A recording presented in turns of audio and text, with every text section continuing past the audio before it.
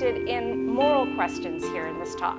Now, there are a lot of people around the world that are in dire straits. They're living in incredibly, severely impoverished circumstances. Their basic human rights are at stake. They are persecuted for various religious or political reasons.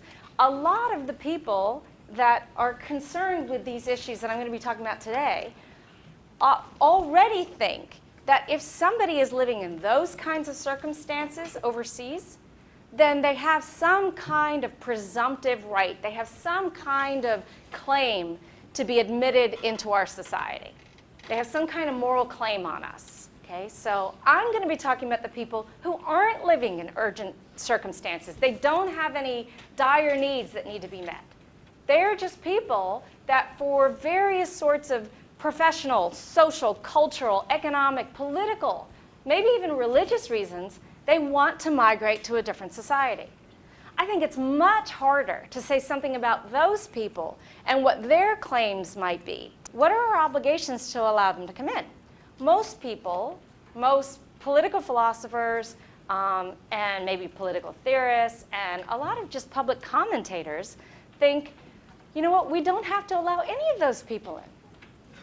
It's our right as a sovereign state to simply close our doors to everybody.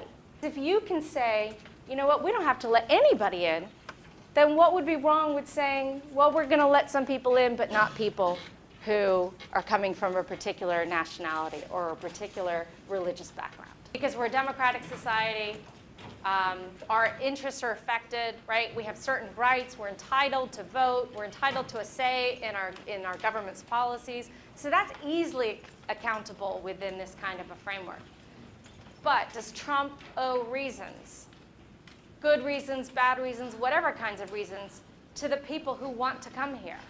It's hard to see why he would under the kind of view that says each individual state can control its membership all on its own. So I think where it's going to lead us is to say that third parties have a say in our membership policies. Who are those third parties?